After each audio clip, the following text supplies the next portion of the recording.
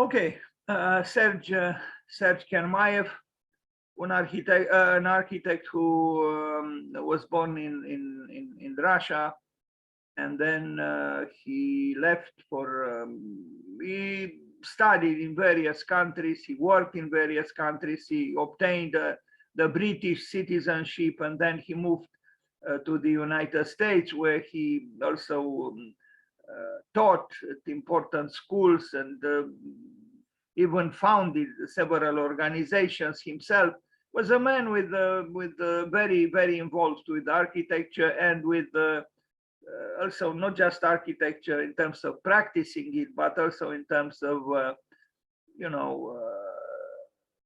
he had an involvement with societies for architects, with schools of architecture. He was also associated for a while with Erich Mendelssohn, the important German architect. So he was an interesting figure in the context of international architecture. And let's see, why is this not moving? Okay, so Serge Ivan Chermayeff, as you see, born October 8th in 1900, was a Russian-born British architect, industrial designer, writer, and co-founder of several architectural societies, including the American Society of Planners and Architects. This was the man. He lived a long life, and here he is with his wife and their two sons. So, what is the relevance of Chermayeff today? I think it's the relevance of a man who, on one hand, was creative in his own work, and on the other hand, this involvement with various aspects relating to architecture. I think the architect, besides the constructive practice, the so-called building of buildings, is important in other ways as well. Like his involvement with society, his attempt to advance the profession in various ways. So the architect is a social figure in general, and architecture is a social art. So yes, you can practice in solitude, but being that architecture is a social art, the involvement with society is difficult to avoid. So I begin with this NEMO House, later renamed Shrubs Wood by former owner, this in England. He worked here with Erich Mendelssohn, truly a very important German architect. Was built between 1933 and 1934. It's a big building. I mean, it's called a house, and it is a house, but you see, it has certain dimensions. I will see here the influence of Erich Mendelssohn. I don't think it's truly a great house. Look at those repetitive windows there on the second floor, but also on the first floor. And like in other examples of the work of Erich Mendelssohn, who, by the way, designed also the Einstein Tower in Potsdam, which is, very famous in the field of expressionist architecture. But here, it's actually a prism, and they have this curved, corner. That's about it. Anyway, then we have this pavilion also in England. So he built this, or they built it again together with Erich Mendelssohn after he left Russia. I don't know at what age he left Russia. He was born in a wealthy family in Russia, and anyway, he left.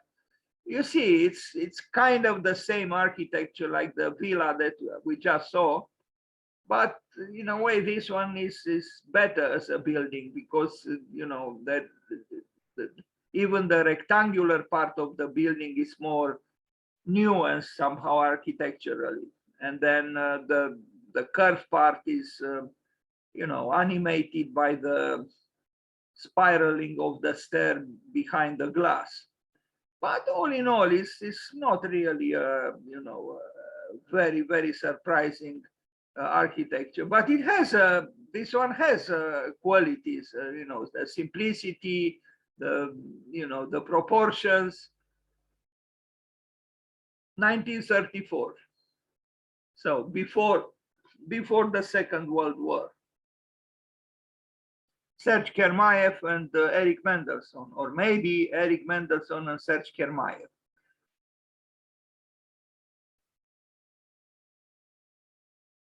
It's called a pavilion. Maybe the word pavilion is a little bit misplaced. I don't know. It is elegant, also the stair, but it's not really, something extremely new or surprising.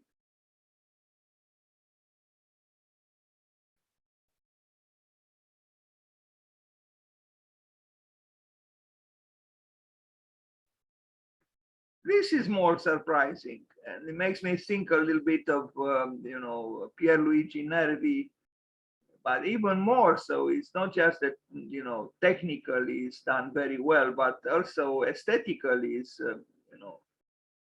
rather provoking, provocative, and a little bit of a surprise when you consider the rest of the building.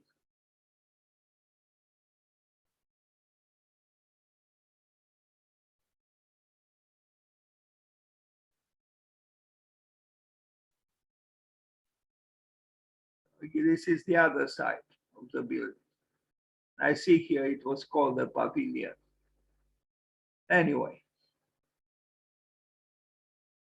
But for 1934, I imagine the building had a certain novelty, about it. There was a building proclaiming loud and clear modernity.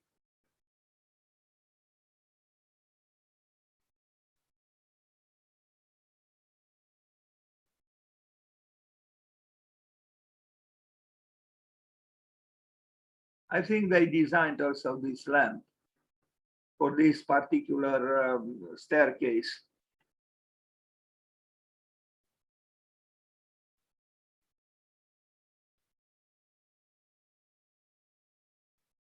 It still works, almost 100 years later.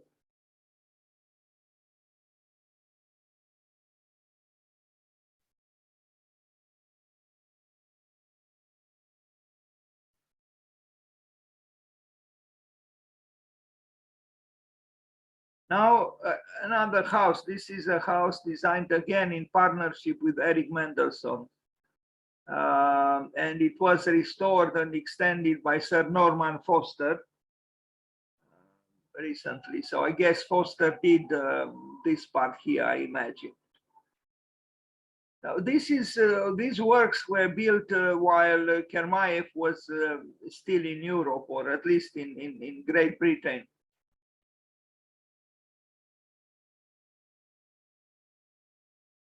What was the year when this was built? 1934, 1936. So again, before the Second World War.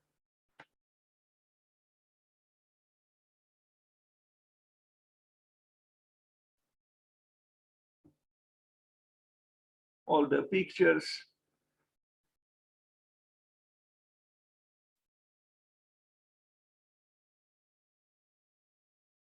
Large houses, actually. It could have been even a small school or something. Another house from 1933, 1934, also in Great Britain. It's rather predictable now, the architectural language used. You have a box essentially, and then somewhere some curved element, either balcony or the staircase enclosure or whatever. Anyway, it's not really an architecture that amazes, but considering again when it was built before the Second World War, it has a certain amount of modernity that is to be acknowledged.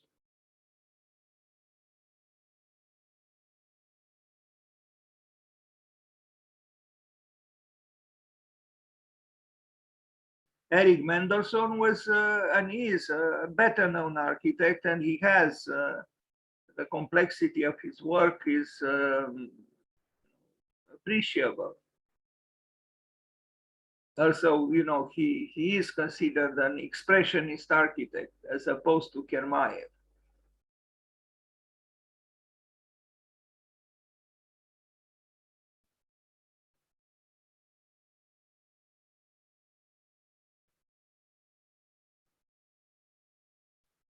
Now, he designed his studio vacation home in 1954 in Cape Cod, at the time a relatively secluded location adored by his Bauhaus contemporaries, including Walter Gropius and Marcel Breuer.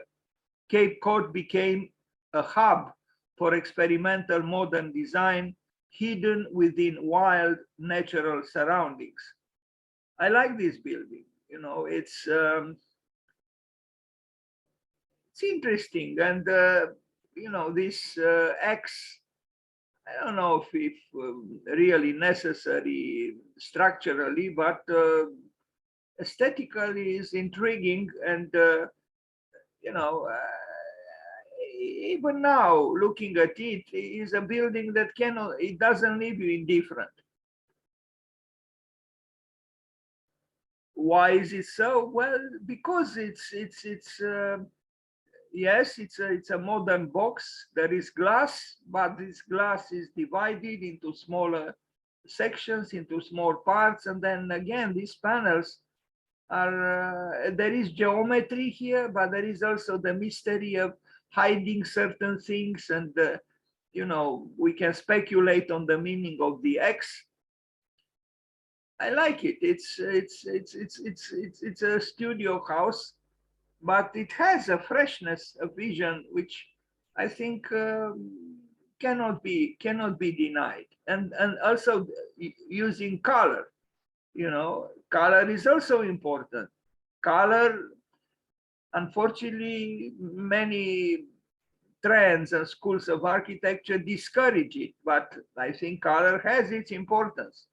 Imagine that if this was all white, I don't think it would have been the same building. Color is important, and life itself is colorful. Even a person, when a person doesn't have some color in his cheeks, you say he's pale, he looks like a dead person. Well, a building without any color could look indeed like a dead building. I think the excessive acceptance or promotion of whiteness could be problematic. The Wilkinson house, he uses here elements from what we saw previously, and I think quite effectively. You see, just this panel in itself is an aesthetical point of interest, which maybe doesn't have other functions or, you know, meanings, but you could say it's not an important thing, but I'm not sure, you know. I mean, try to eliminate it in your imagination and you'll get a less interesting building. Why red here? Why black? Why white here? Why the X? I don't know. I mean, I don't think logically can be explained really. But architecture is not just about logic. It never was and never will be. And some drawings for the house. He liked this X. You see, I don't think the house was built with all of them, but this one was built like this. The drawing has a certain level of purity, I would say. Even innocence, even unskillfulness. But innocence, I guess, is connected somehow with unskillfulness sometimes.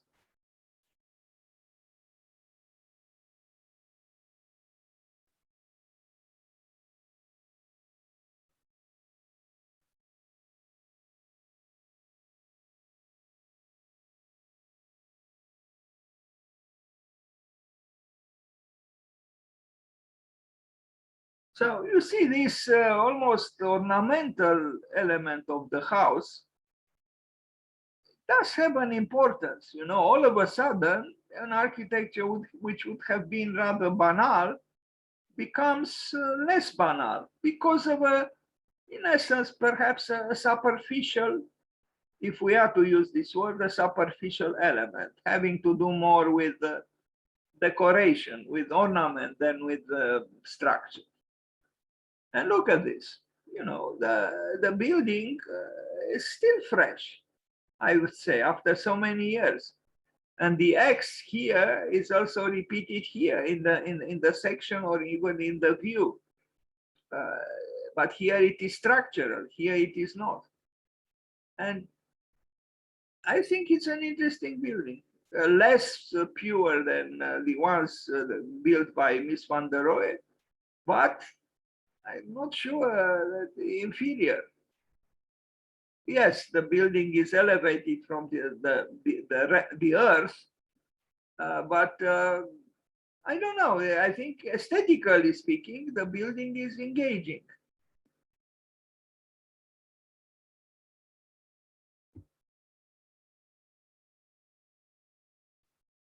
And I like the fact that he doesn't have large pieces of glasses, that he breaks them into smaller parts. I think this is good. And also the using color. So it is a prism, it is a geometric you know, entity here proposed by man in the, meaning by him, by the architect you know, surrounded by nature. But because of this fragmentation and color and so on, the building escapes, you know, the dryness of excessive geometry. Here he is with his family, you know, sons, the two sons, I guess, and his wife. And I don't know, this one is probably the wife of one of his two sons. One of his two sons was also an architect, and the grandson also. This family generated a number of architects and designers, rather well known from what I read on Wikipedia, but it all came from Mr. Serge Chermayeff. Anyway, that's it, I think. Not much, but you know, more you know, an invitation to study further if you are attracted to what was shown here, and it's possible to do so today. And now we go to the second architect connected, so to speak, with today's date, with Bertrand Goldberg. This time a North American architect through and through. He was born in 1913 and died in 1997. So he died on the day of October 8th, that is today. Bertrand Goldberg, born in July 17th, was an American architect and industrial designer, best known for the Marina City complex in Chicago, Illinois, the tallest reinforced concrete building in the world at the time of completion. Well, you know, I guess the seductiveness of being the tallest or whatever is still with us. You know, I don't think this is so important that it was the tallest or the shortest. What's important is the quality of the work, not the quantity, not the dimensions. But, you know, the media loves dimensions, loves the so-called facts. This was the man. Yeah, he was a Chicago architect, and he built several buildings which are worthy of attention. We begin with this house, Dr. Aronheimbach House, in Blue Island in Illinois, 1939. So again, before the Second World War. I hope I have other images. Yes. You know, it's a brick house with some modern elements, and I think is well crafted and well kept under control, so to speak. I like these brick houses, and of course this one was not by him, but this one it was. And 1934, so 87 years ago, this house probably, incited some spirits because of its, so-called clean modernity.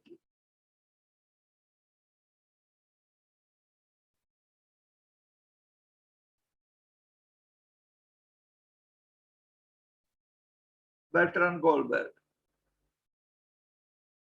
Actually, we had a friend here on Zoom, and a very good North American engineer, Bruce Basinger, who knows his son, the son of Bertrand Goldberg. And last year, when I presented him, he actually contacted the son of Bertrand Goldberg, but he was busy. He was, I don't know what, so he couldn't attend our presentation. Anyway, now you see, the architecture is more modern than the furniture. He didn't design these pieces of furniture. They belong probably to the inhabitants, the owners of the house. But look at the staircase, and in general here there is a level of modernity which is not matched by either the vases or the table or the chairs or this piece here.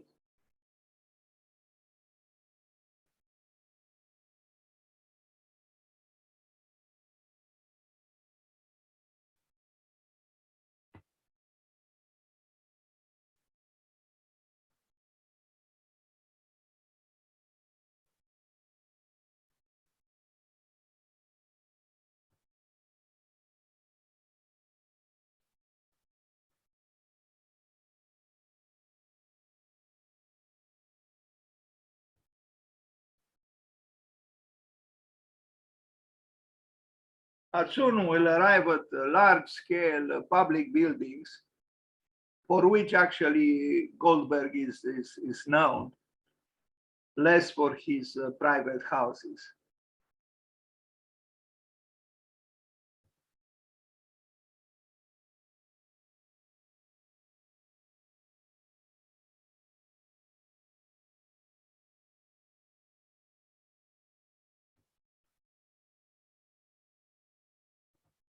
Okay, now we go to another house from 1955. So now we jump over the Second World War and we arrive.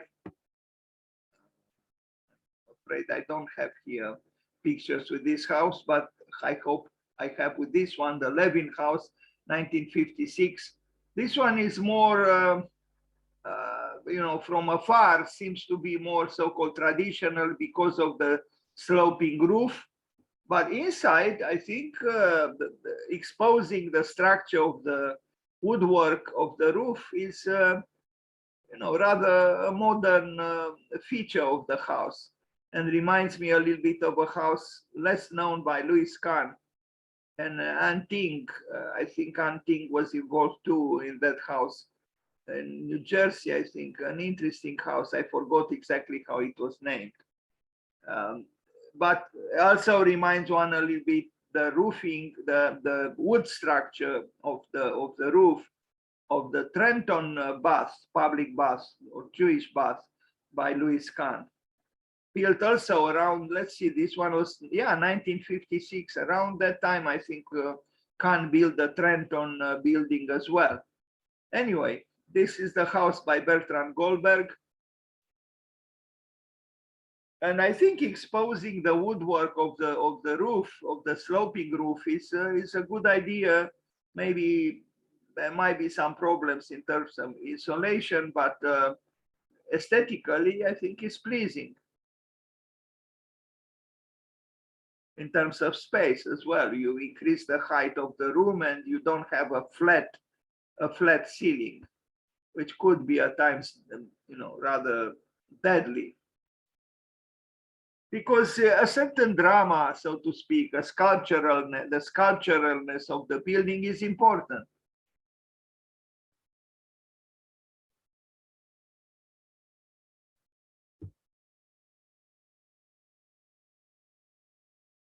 It's not the smallest house. Well, the model doesn't show so much, but you see it's not. And towards the outside, looks rather predictable somehow. But once you are inside, you discover some surprises.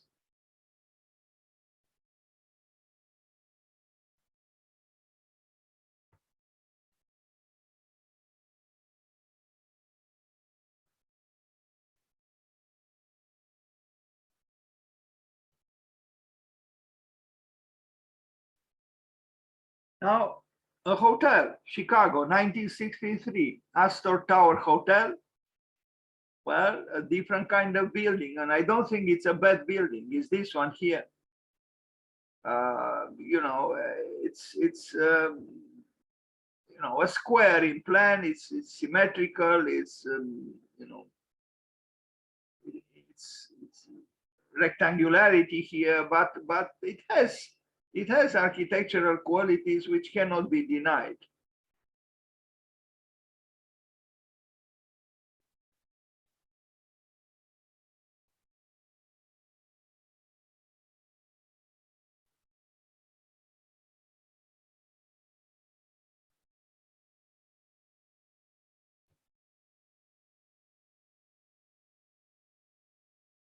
After all, the tall office building or the tall building kind of originated in Chicago, with Baron Jenny and also Louis Sullivan and so on. But this is an architecture that is, closer to us in time, almost 100 years later than the ones I mentioned before.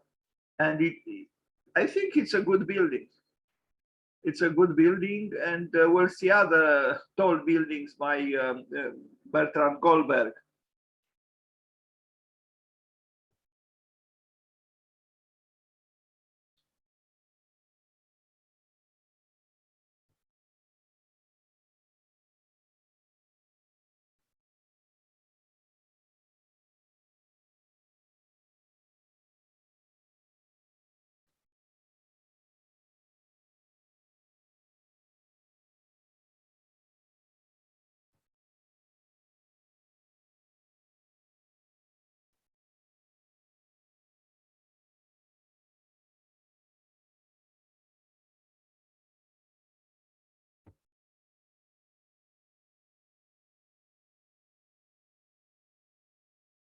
Interesting, because you see you have this core which is blank, is opaque, but because of the lighting, you almost feel as if, I mean, at least in this picture, it's almost like you don't know very for sure if it's not a curtain or something. So through lighting you can actually modify at least the level of perceptions, the material itself. You can dematerialize a material, a surface, through certain light, artificial in this case. I think it's a good building. Even the windows, the way they are divided in 4 panels, and and then the structure with the rounded vertical elements. I think it's a building which is not extravagant, but it's has qualities, aesthetical qualities.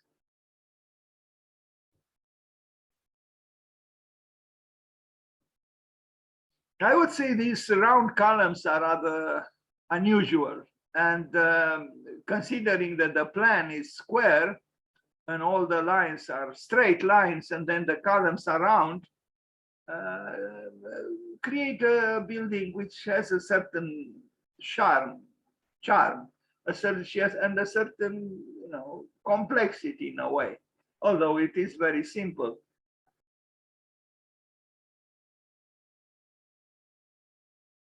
Now it is called a hotel, but I see this is actually an apartment, is it not? Or it is. It's a bedroom and the living room and the kitchen. Or I don't know, maybe the definition of hotel could include also, you know, larger suites. But then to have a kitchen, you know, almost large in a way is uncommon for a hotel.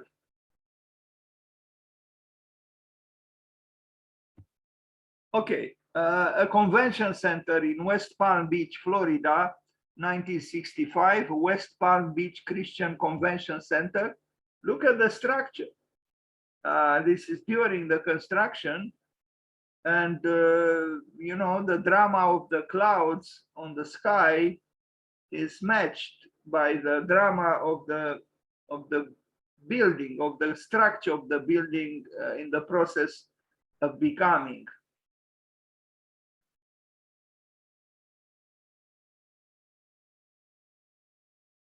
Quite a large space, isn't it?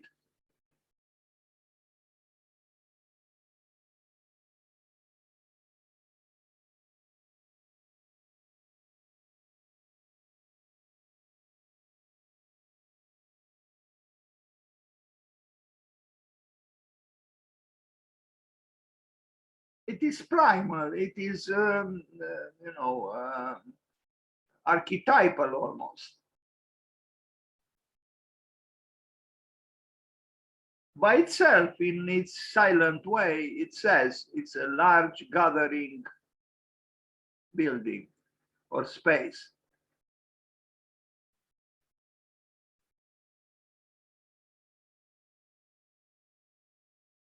Sorry about this picture. Now we arrive at Hillyard Towers apartments in Chicago, 1966. These are, you know, moderately interesting as well. You know, I mean, not too many apartment towers. I don't know why they are called towers. They are not so tall, but you can tell there was an architect here who tried something. Maybe they are not striking, but they are different a little bit, aren't they?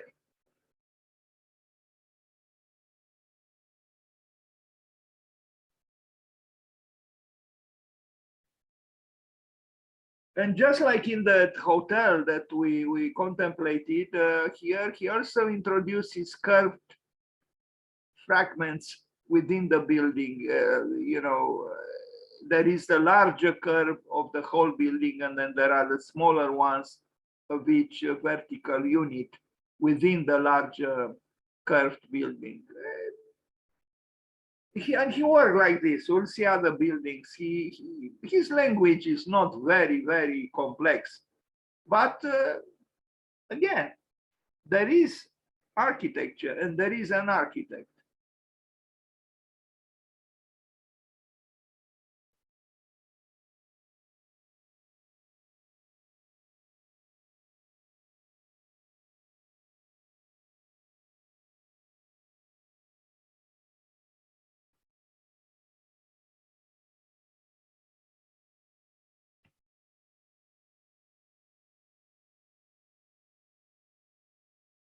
He probably worked with prefabricated elements. All these things could be prefabricated. So I imagine they were.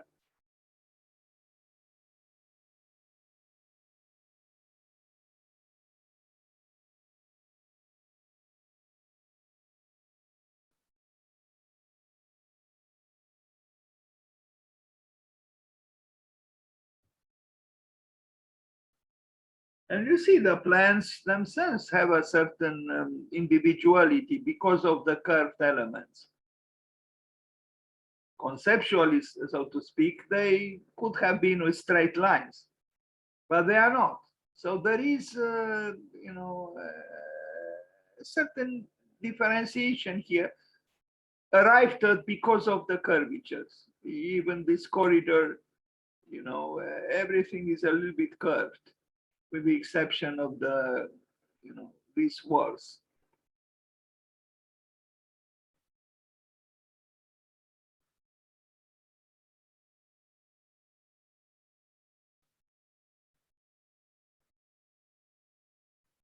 Bertrand Goldberg.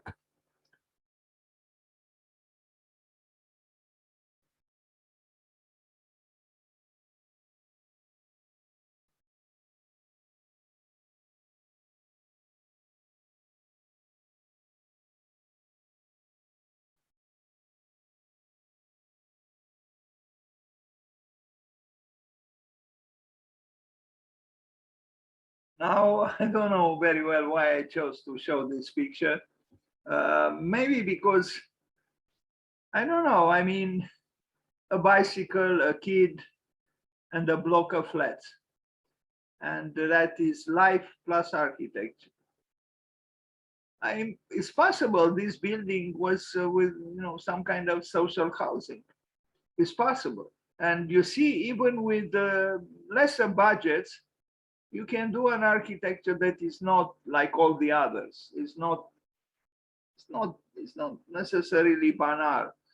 Okay, maybe it's not a spectacular or complex like l'unité d'habitation by Le Corbusier, but it's an attempt by an architect to do architecture even in conditions which probably would have left others unable to do so. The Elgin Mental Health Center in Elgin, Illinois, 1967. He loved curves, obviously, and circles.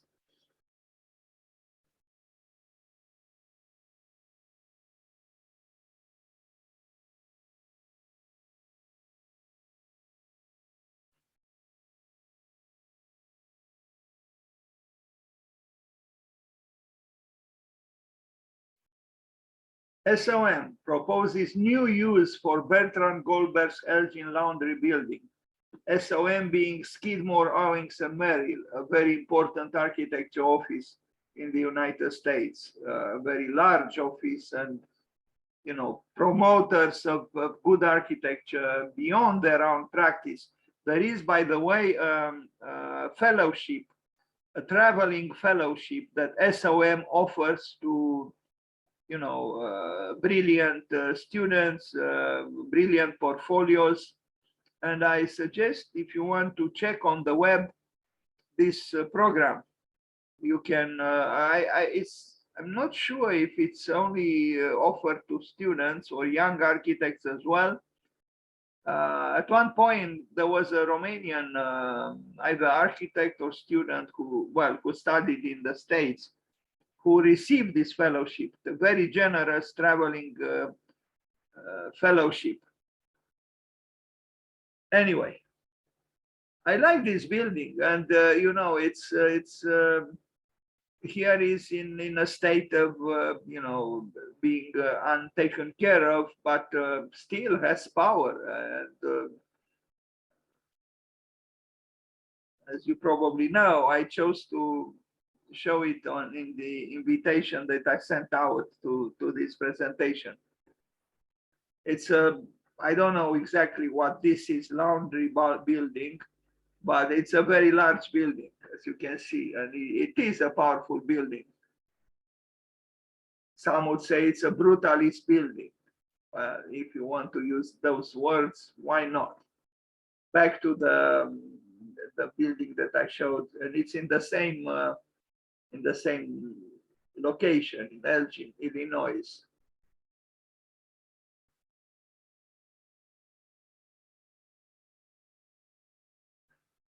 So I guess Louis Kahn was not the only architect to use arches,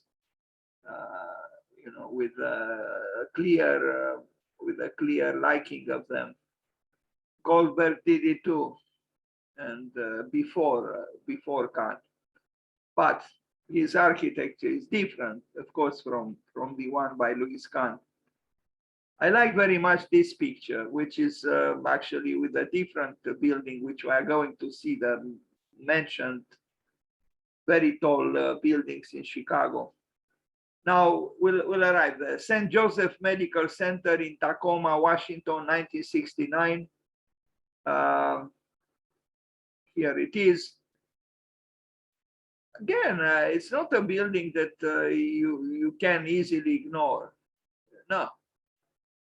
I like the structure. Let's look at the plan. Well, sorry for the resolution.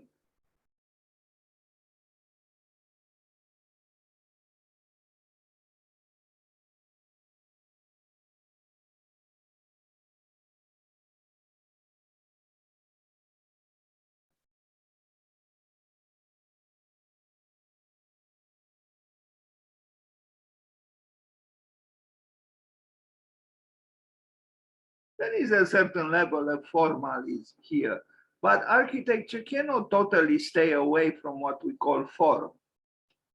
You know, it has to do with aesthetics as well, architecture. So form is important. I guess function is important too, although Bernard Tschumi, for example, said form follows fiction. So what exactly is function? Well, some might argue that it's that thing or the other thing, or who knows. Louis Kahn said form evokes function, as opposed to Sullivan, who said form follows function. But then Sullivan was the creator of a funambulesque ornamentation. What was the function of that ornamentation?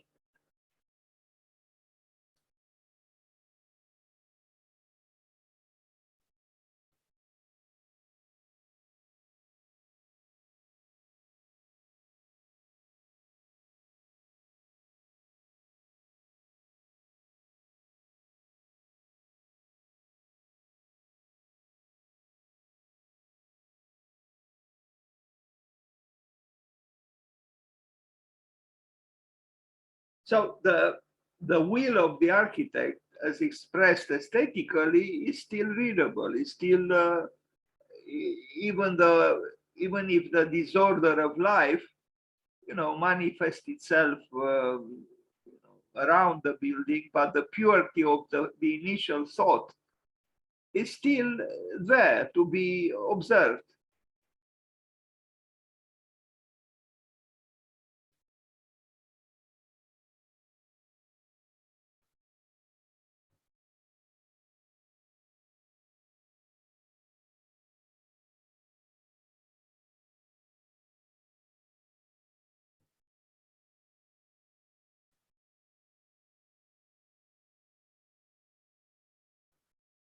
Bertrand Goldberg.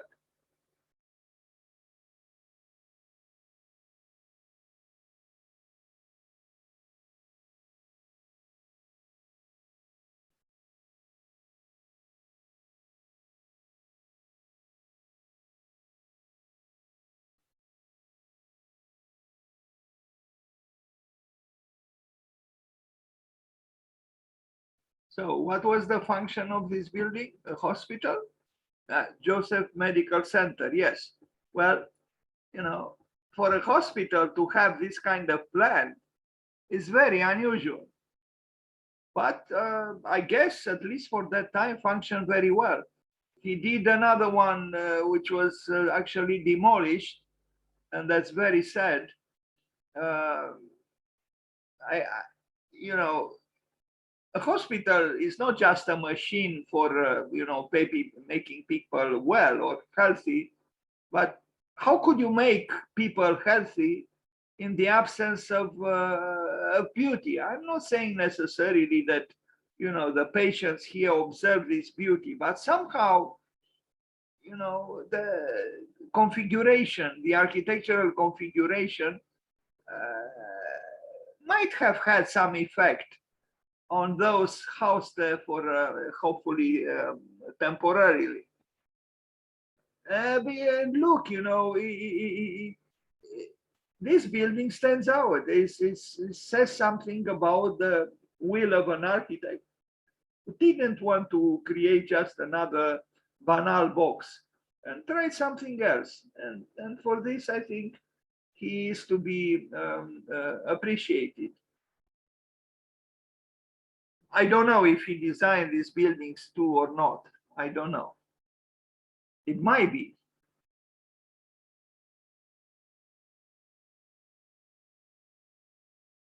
And this flowering in a way of the I mean, even metaphorically, you know, what is a hospital? You know, can a patient bloom there like a flower in the sunlight? Ideally, should. Yes, if the patient is treated well and gets well, he becomes that blooming flower. And the building then, its symbolism might be appropriate.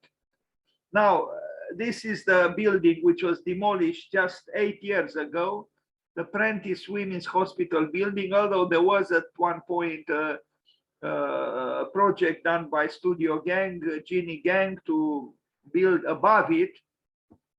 This was the building, and it was demolished. And in my opinion, it was wrong. It was wrong, even if, let's say, it didn't function any longer so well because of, I don't know, new technologies or whatever. But the building, in my opinion, if we talk about sustainability, you know, and all kinds of crises, I think to keep as much as we can, this was not a building that was, you know, ruined or I don't know. It was a healthy building, architecturally and structurally speaking. Why was it destroyed? Why? Because a developer wanted to do I don't know what there, but it's a mistake. It's a mistake also culturally, because you destroy a building which testifies about a certain time in history, and you erase the accumulation of you know, the sedimentation of various layers in time. A city cannot grow like this, continuously erasing what was done previously. It was wrong what they did, but they did it.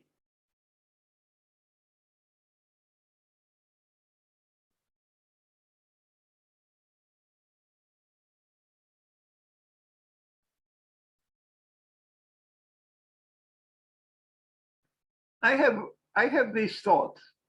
Maybe it's not a correct thought, but I prefer the worst buildings of great architects than the best buildings of you know, banal architects. Because a good architect, even when he or she makes some mistakes, there is something there, you know, because usually good architects are giving all their life for their work, for what they do. And yes, the errors sometimes are very possible, but I prefer to see a failed work by a good architect than a so-called good building by someone who is less good in general, I think. Although, of course, it's possible to have an architect who is maybe not very accomplished generally, and occasionally to have a good building or two. That is possible too. But, you know, Goldberg, he might not have been the greatest architect on earth, but you can tell by now from this presentation that he had his own vision, so to speak. He had his own way of doing things. Maybe not extremely complex, maybe not extremely convincing, but he had his world, his personal world. And I think, again, it was a mistake to destroy that building by him. It could have received a different function if it didn't function well any longer as a hospital.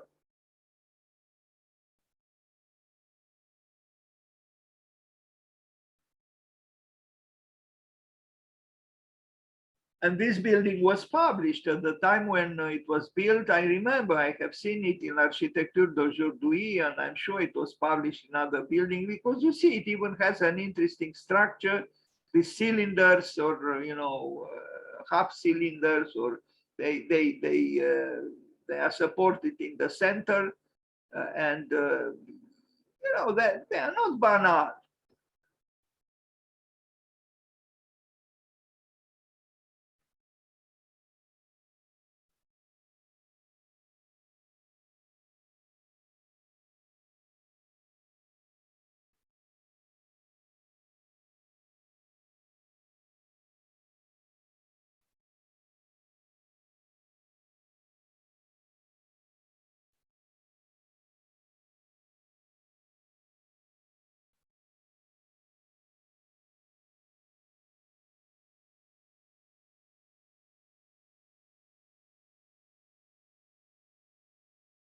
Here he is actually, the architect and his building.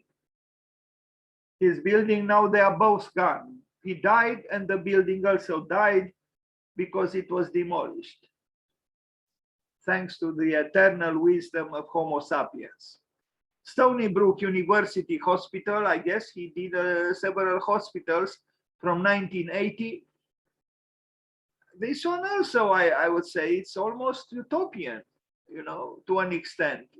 I mean, yes, it has a clarity which, could be associated with rationalism, but there are also other things, that show some kind of utopian aspiration, longing, so to speak. Look at these windows in the corner and these cubes. And this was an architecture that was expressive of a certain quest for, clarity, purity, and so on.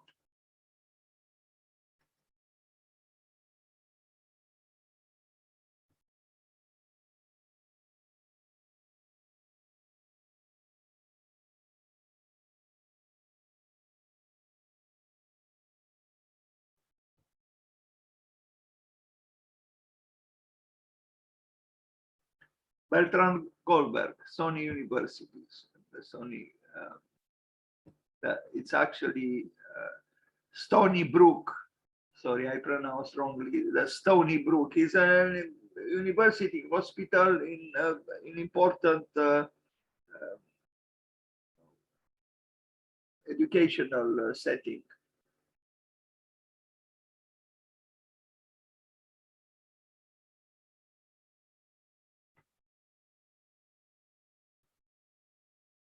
I mean, when you look at it like this, you wouldn't imagine this is a hospital.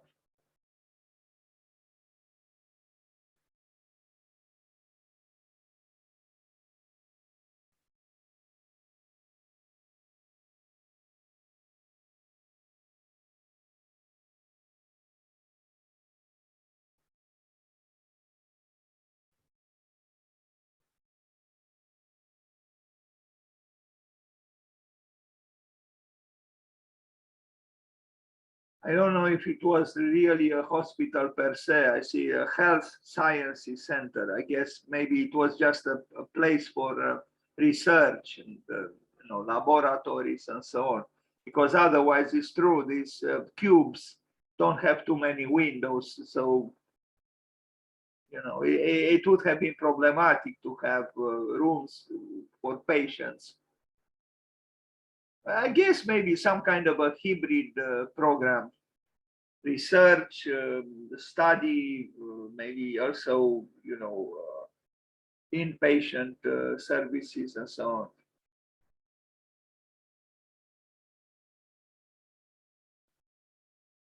North American architecture, Bertrand Goldberg.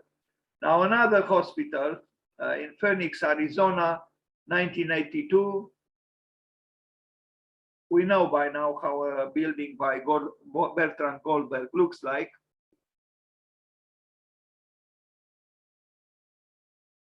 Could be a little bit tiring after a while if you see buildings after buildings repeating kind of the same formal paradigm.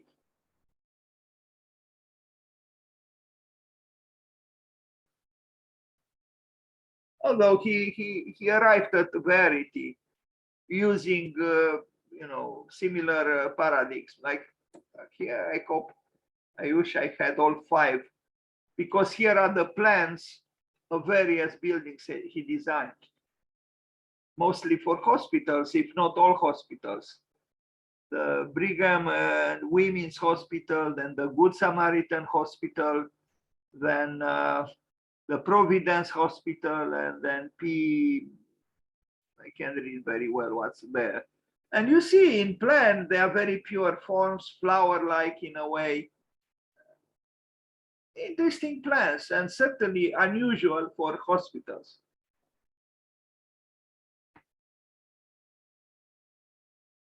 Very unusual.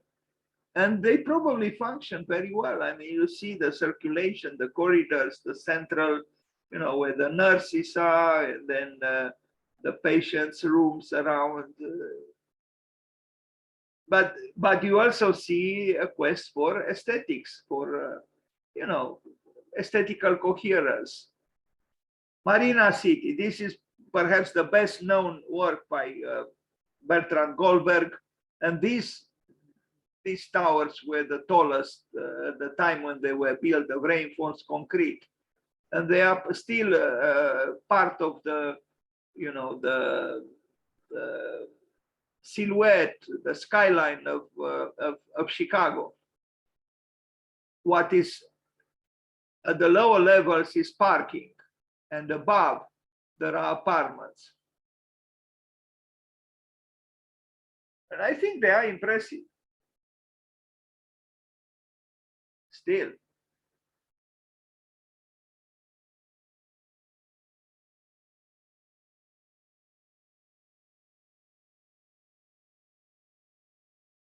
Marina City, Bertrand Goldberg, Chicago. When was it built? I don't say, unfortunately, but maybe 70s, around that time, in the 70s, I think.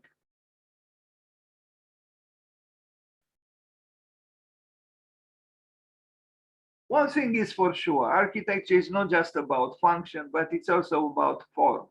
Whatever one might think of function, whatever one might think, well, no, in the case of form, I guess there aren't too many interpretations, but we do need form, because even if architecture is not considered an art by some, you cannot totally divorce architecture from art.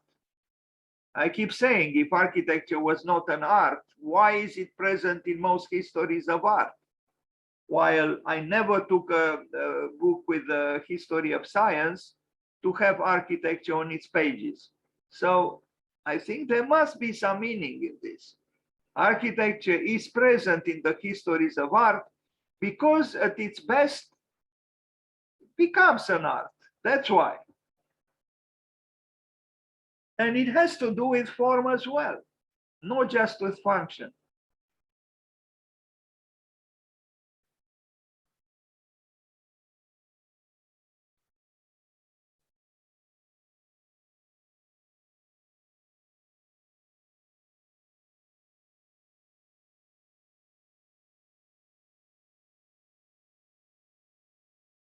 Marina City, Chicago, and they are still some of the most important buildings in tall or otherwise in Chicago.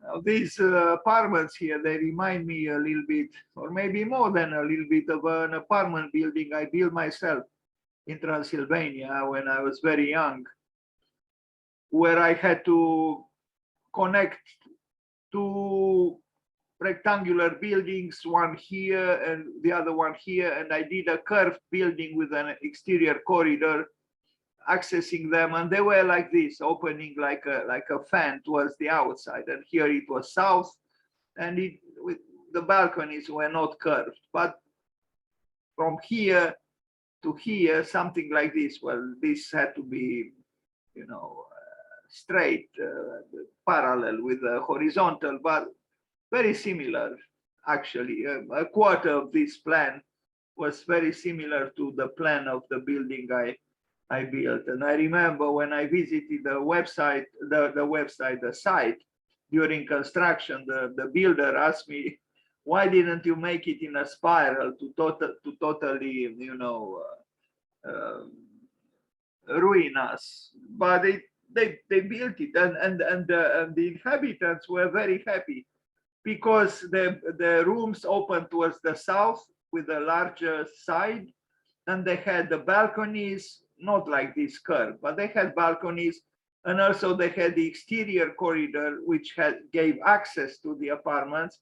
And they liked the fact that they had plus cross ventilation, which is very useful in an apartment. They functioned well, and it was built well, just 4 floors high. Plus, there was an access underneath to a cinema, which was built in the, these were blocks of flats. And anyway, I just thought of a certain similarity between this building, and because of this fact that the apartments open in this way, like a fan towards the outside. Anyway, I'm nostalgic a little bit. So Chicago, Marina City, Bertrand Goldberg.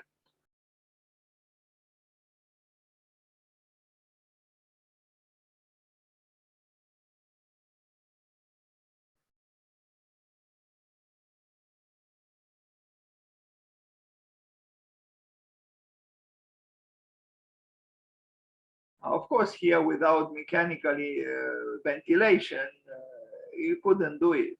All the, the kitchen, the bathroom, and so on, they are all here without natural ventilation. But I guess for a tower of these dimensions, and there in the United States, this probably was solved properly.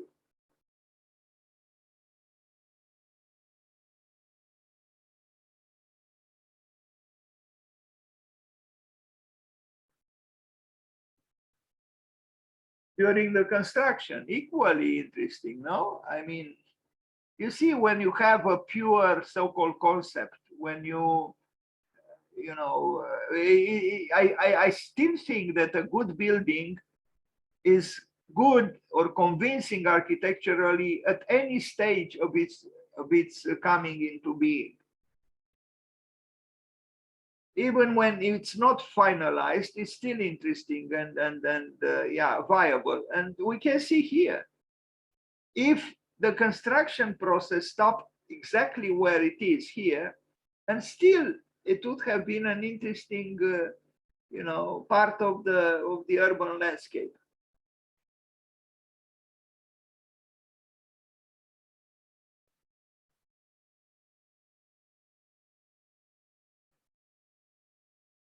Because the conceptual thinking that generated the project was clear from the beginning, and this clarity and even idealism are present even at this stage of incompletion.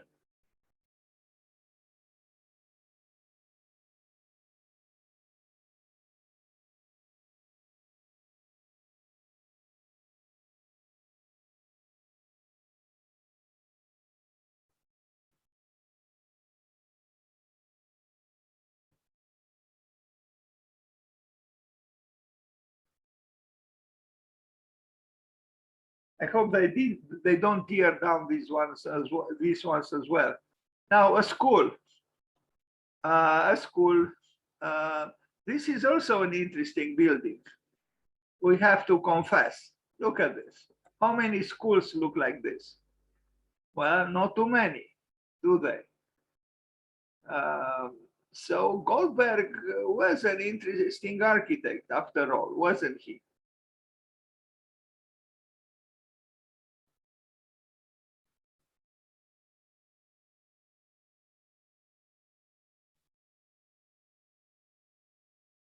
When was this built? Does it say? No, unfortunately. Anyway,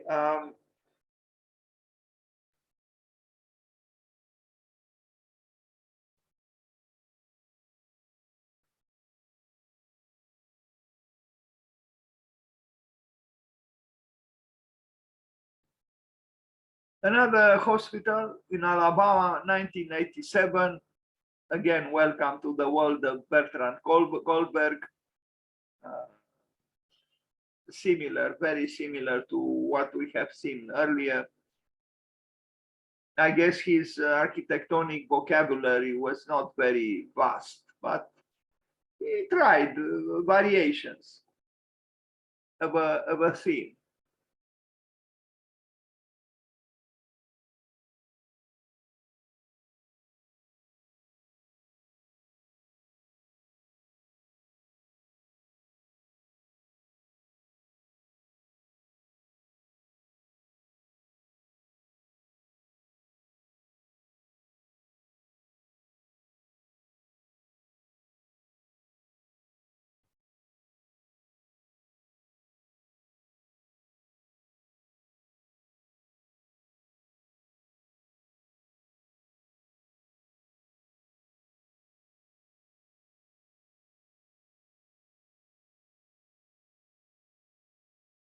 back to the Marina CD.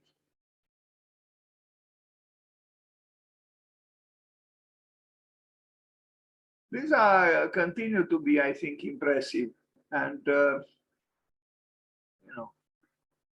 Now, the master plan and buildings for the campus of Wilbur Wright College in Chicago, 1993. Yes, there is architecture here, no doubt. Structure which becomes, in a way, ornamental because of you know, visual interest.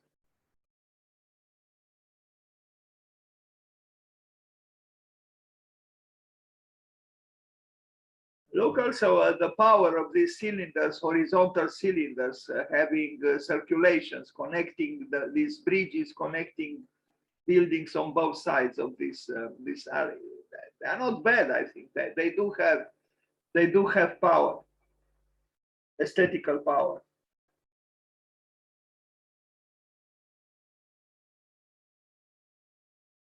And the clarity of the structure, if it's done, you know, also with aesthetical interest, interest, it is an addition to the qualities of the building. Otherwise, the exterior, at least of this part of the complex of buildings, is, you know, maybe a little bit predictable. We have seen a pyramid before, that large gathering place or convention hall. But again, the utopian aspirations or longings of Bertrand Goldberg are still visible.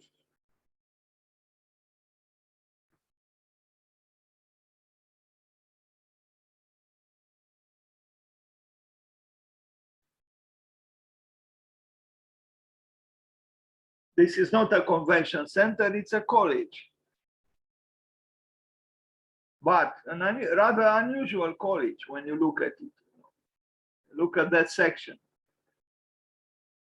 How many colleges in the world look like this?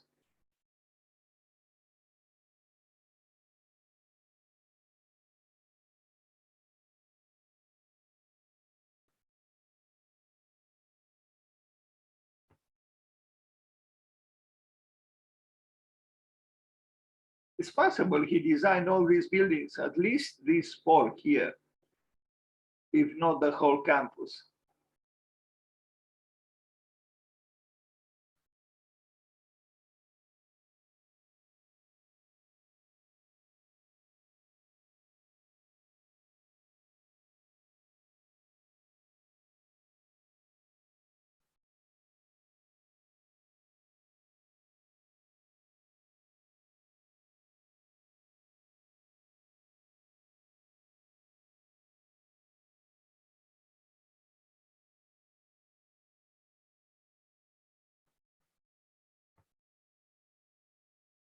And even at the level of so-called details, there are interesting things going on here, aren't they?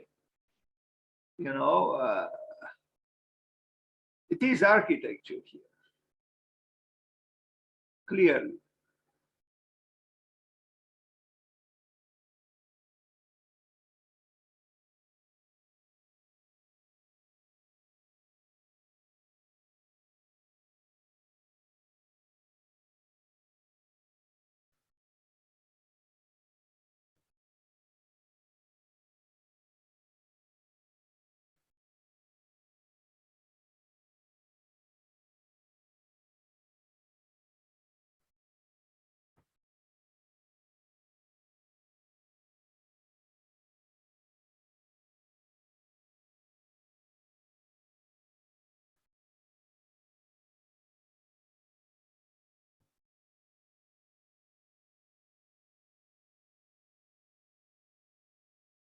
And the blessings of the diagonal, for me, are always present, because wherever there is a diagonal, something that avoids the vertical and the horizontal, I think there is a chance for something dynamic, something so-called different.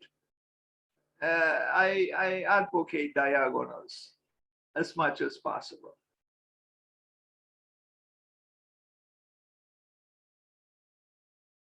By this, I don't mean that you cannot create an an excellent architecture without diagonals. Yes, of course, it's very possible. But the diagonal is always stirring things up and could be enticing.